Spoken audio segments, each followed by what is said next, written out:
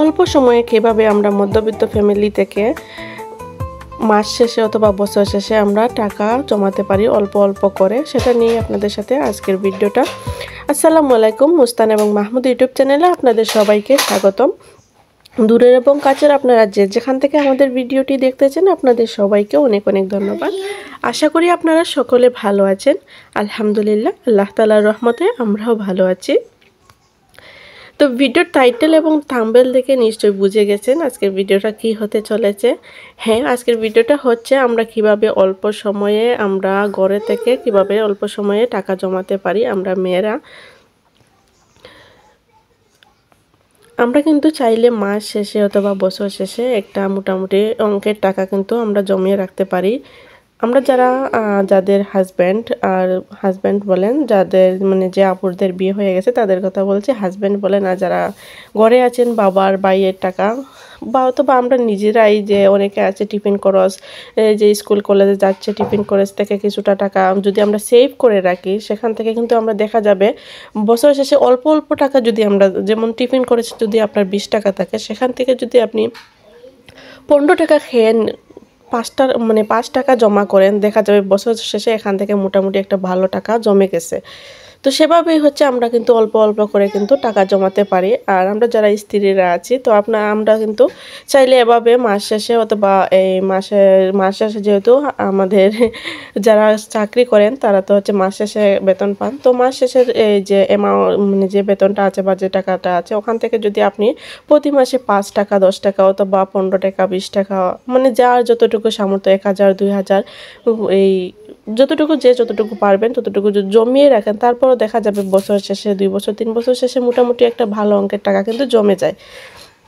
এটা দিয়ে কিন্তু আমাদের অনেক সময় অনেক প্রয়োজন হয়, যখন হাতের কাছে টাকা তাকে না অন্য কারো কাছে ধার চাইতে হয়। আমার কাছে মনে হয় অন্য কারো কাছে ধার চাওয়ার চাইতে নিজের জমানো টাকা থাকলে সেটা নিয়ে খরচ করে মানে আমাদের প্রয়োজনটা যদি মেটানো যায়, তাহলেই এর থেকে ভালো এবং উপকারী আর কি হতে পারে।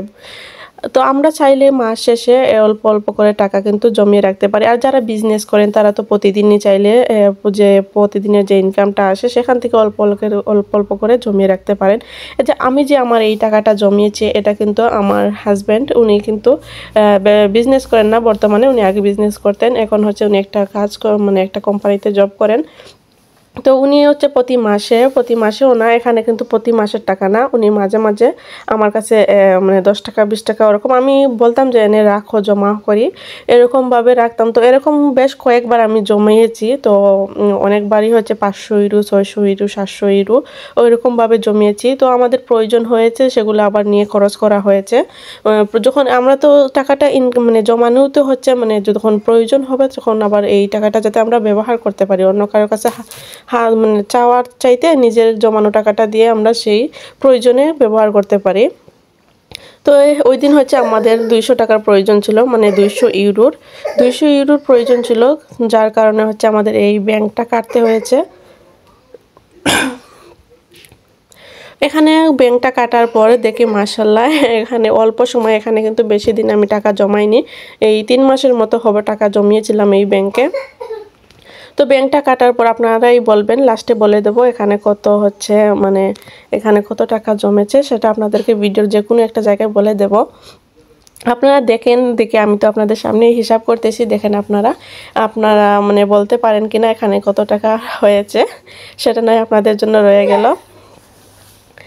তো এটা কিন্তু আমি এই 3 মাসে জমিয়েছি। এখানে দেখতেই পাচ্ছেন, এখানে 20 ইউরোর নোট, আর হচ্ছে 10 ইউরোর নোট, 10 ইউরো 20 ইউরো 5 ইউরো, আর একটা মাত্র হচ্ছে 50 টাকার নোট, 50 টাকা না 50 টাকা না, ওটা 50 ইউরোর নোট, যাই বলেন 50 ইউরো আর 50 টাকা, আমাদের তো টাকার হিসাব মুখে দিয়ে টাকাটাই আসে বেশি।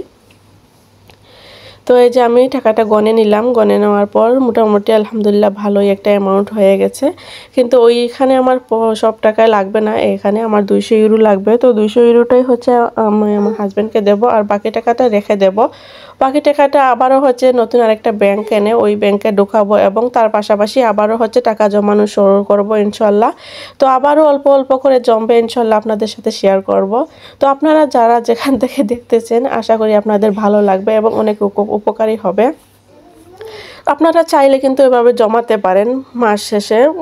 যারা বেতন পান তারা মাস শেষে একটা অ্যামাউন্ট রেখে দিলেন, সেক্ষেত্রে দেখা যাবে বছর শেষে মোটামুটি একটা ভালো অ্যামাউন্ট জমে গেছে। তো আমার এখানে টোটাল হয়েছে 570 ইউরো।